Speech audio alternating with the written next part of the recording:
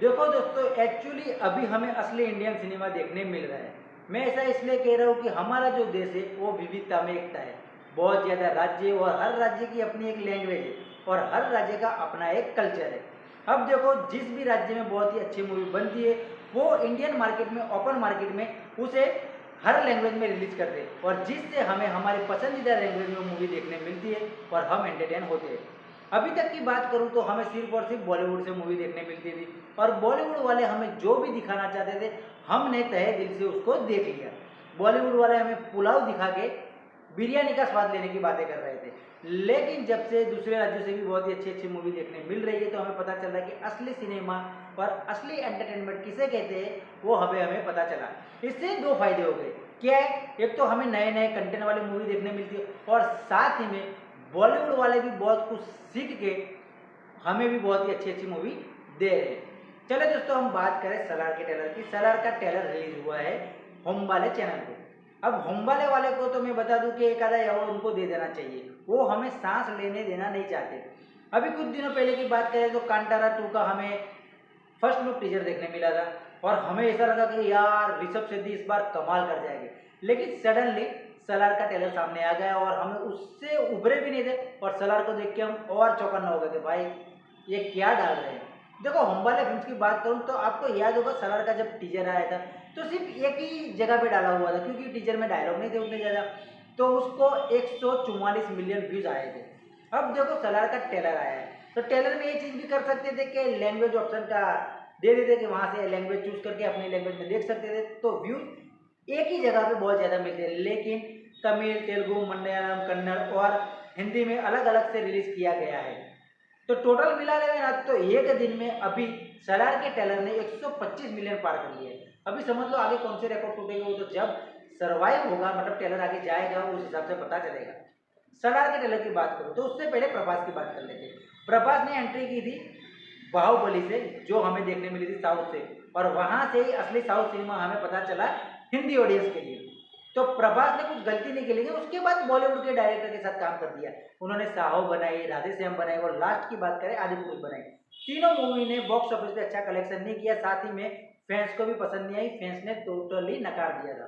तो मेरा तो यही कहना है कि प्रभास, बॉलीवुड के डायरेक्टर और राइटर के साथ आप सोच समझ के काम करिए, क्योंकि मैं उंगली पे गिना सकता हूँ बॉलीवुड के जो डायरेक्टर है वो बहुत ही कम ऐसे डायरेक्टर है जो किसी भी मूवी को चांद पे पहुंचा सकते हैं, यानी कि बहुत ही ज्यादा गजब बना सकते हैं। बाकी किसी भी डायरेक्टर राइटर के साथ आप सोच समझ के बिना काम करोगे ना तो इतना अच्छा परफॉर्मेंस नहीं दे पाओगे, क्योंकि साउथ के जो डायरेक्टर राइटर है उनका सोचने का तरीका अलग है, दर्शाने का तरीका अलग है और शूटिंग करवाने का भी तरीका अलग है। संदीप रेड्डी वांगा ने जो मूवी डाली है एनिमल, जाके थिएटर में आप देख लो, धूम मचा रही है और वो मूवी धूम मचाने लायक है। सलार के लगी अगर हम बात करें तो कहानी है 1000 साल पुरानी, जब चंगेज खान और मोहम्मद गजनवी जो बहुत ही खूंखार हुआ करते थे, उससे भी खूंखार कौन डके थे उसके बारे में कहानी है। दो दोस्त थे जो छोटे, फ्रेंडशिप जो बचपन में होती है वो तगड़ी होती है। एक का नाम होता है देवा, वो कौन है हमारे प्रभास, और उसका दोस्त है वर्धा, वो कौन है पृथ्वीराज। अब देखो, देवा ने प्रॉमिस कर दिया वर्धा से कि भाई तुझे कुछ भी दिक्कत हो, मतलब कि तेरे जिंदगी में तकलीफ आएगी तो मैं सबको ढो डालूंगा, सबकी मतलब कि तुझे खरोच नहीं आने दूंगा। ये प्रॉमिस कर लिया तो प्रॉमिस निभाने का टाइम आएगा जब बड़े हो गए तब। अब वर्धा जो है वो खान साहब जो काल्पनिक दुनिया बताई है हमें, वहां का राजा बनाना चाहते हैं, जैसे हमने केजीएफ में भी देखा था। तो उनके पापा जो है उनको राजा बनाना चाहते हैं, वो कहीं गए, वो वापस आने वाले और उनको राजा बनाने वाले। लेकिन राजा बनाने से पहले जो दूसरे लोग हैं, यानी कि जो खानसार को अब पाना चाहते हैं, जैसे अधीरा चाहता था पाना, वैसे लोग अब वर्धा को मानना चाहते हैं जब उनके फादर आए उससे पहले। अब गेट पे खड़े हैं कौन, 700 लोग खड़े हैं, डायलॉग आपने ध्यान से सुना होगा। अब उसके सामने लड़ने के लिए आर्मी तो चाहिए, तभी एंट्री होती है प्रभास की। जैसे वर्धा बताते प्रभास की एंट्री होती है, पाइप में जो पाइप मुड़ी हुई दिखाती, वहीं से पता चल जाता है कि भाई बवाल होने वाली है। और प्रभास इस बार के जो 3 मूवियों का भरपाई बाकी है ना फैंस के लिए, वो भरपाई प्रभास सलार से कर देने वाले हैं। प्रभास की एंट्री होती है, प्रभास कूदते हुए दिख रहे हैं और बहुत ही काइंडली तरीके से लोगों से बिहेव करते हैं कि प्लीज आई रिक्वेस्ट काइंडली, ऐसा कुछ डायलॉग है। तो वो डायलॉग भी देखो कि भाई मैं रिक्वेस्ट कर रहा हूँ मुझे छेड़ो मत, और वो मदद करने आ जाते हैं अपने दोस्त वर्धा की, यानी कि दो दोस्त की कहानी है। और वो ये हमें फर्स्ट पार्ट है और दूसरा पार्ट भी हमें बहुत ही जल्द देखने मिलेगा। प्रशांत नील ने इसे डायरेक्ट किया है, आप सभी जानते हो, जिन्होंने पहले केजीएफ की थी। तो आपको थोड़ी बहुत केजीएफ वाली वाइब भी आएगी। लेकिन मैं आपको एक 100% वाली बात बता दूं, ये कोई भी केजीएफ से मिलने वाला यूनिवर्स नहीं होगा। बाकी आगे प्रशांत नील क्या सोचते हैं वो उनका मैटर है। ऐसा इसलिए कि आप अगर ट्रेलर को ध्यान से देखो तो आपको उसमें केजीएफ में जिसने गरुड़ा का किरदार निभाया था, रॉकी भाई ने फिर उसको मार दिया था, वो किरदार इसमें है।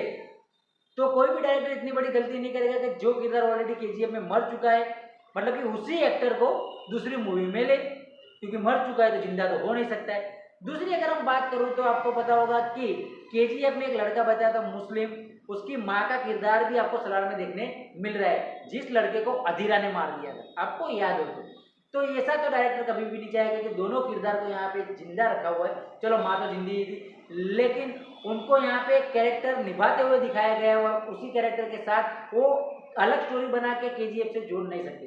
तो मुझे तो मेरे पॉइंट ऑफ व्यू से तो यही लग रहा है कि केजीएफ और सलार का दूर दूर से कुछ भी लेना देना नहीं होगा।